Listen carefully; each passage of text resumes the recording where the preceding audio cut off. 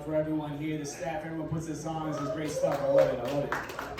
I appreciate the heads up on Batman, right? Because everyone was saying it was great, and I was kind of like, I don't really know about that. So I appreciate the heads up. I'm going to give you guys a heads up about something. I don't know if you can tell by my name, Jimmy Brennan, but I'm very Irish. In fact, I'm double Irish on both sides of my family. Probably should be a little illegal, but yeah, here I am. That's why I do comedy. So, anyways, I want to give you guys a little heads up. I know you go out, everyone's 5% Irish on St. Paddy's Day, right? Everyone gets really excited to get hammered, drunk, and you got an excuse. I get it. I totally get it. I do it myself.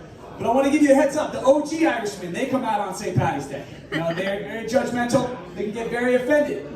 It's kind of counterintuitive, I think. I think that Irish people should be able to take a joke. They're so funny, right? They can take a joke, but it's not like that. In fact, I found it to be that they can dish it out, but a lot of times they can't take it. So I want to give you some guidelines, you know, but to understand the mystery of this, we got to get into the history first, okay? So St. Patrick's Day, St. Patrick's, it's not National Get Drunk Day. In fact, no, St. Patrick, he's the patron saint of Ireland, and he came to Ireland and saved the wicked, drunken Irishman from his devilish ways, all right? So, and how do Irishmen celebrate every single year to thank St. Patrick? Of course, we get hammered drunk. I mean, of course, it only makes sense. It only makes complete sense here.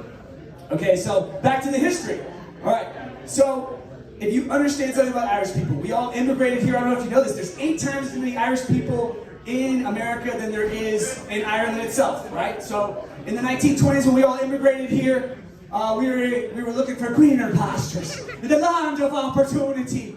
That's not how it went down. That's not how it went down at all. In fact, people were pretty pissed off. There was no jobs, and they thought that the Irish were taking their jobs. So people had to go live in things called shanties, these little poor little houses. And so to exhibit some sort of like class, like, hey, I'm not so bad, they had to put up these lace curtains, and then that's how they would show that they were actually, you know, kind of fancy. And still to this day, it's lace curtain Irish. It's a term. It describes Irish people that think they're on the come up, but they don't want to embrace their Irish ways. They think they're too good for Irish people now.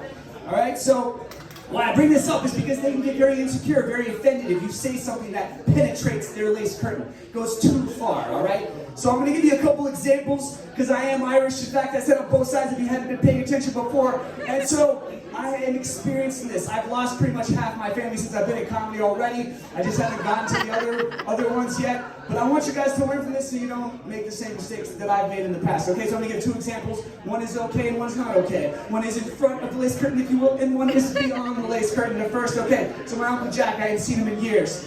And, you know, I saw him and I had these big eyes, and I was like, Uncle Jack! And I ran right up to him. And, he, you know, Irish people, they like potatoes and beer, so they get quite a belly. And I came up to him and I said, oh my gosh, Uncle, what does he do? What does he do? You know, see, so that's a little offensive, you know, but they accept that. That's okay. No, that's okay. That's okay. I'm gonna give you another example, all right? So on that Christmas, on the other side of my Irish family, the other side, on that Christmas, and you know, I used to be a bit of a chubby guy, all right? And I lost some weight. And so my aunt hadn't seen me in a while, and she's just won't drop it. She won't leave it alone. She's like, how'd you do it? How'd you do it? She's pretty much inferring, pretty much accusing me of doing drugs. And I'm just like, you know, I tried to let it go, all right? But a couple weeks later, I couldn't help but find it Irishly ironic that her son checked himself into rehab. But guess what? For drugs. Oh, yeah, that was great.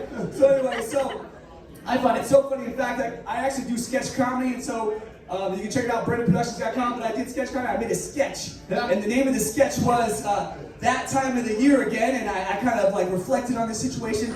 Well, I'll tell you that my family, they were not keen on it, and they're not talking to me anymore, and so when it is that time of the year again, I'm not going to be invited for that Christmas, unfortunately. So I want to say this though, Irish people, they can take a joke, they can take a joke, as long as it's not offensive, all right?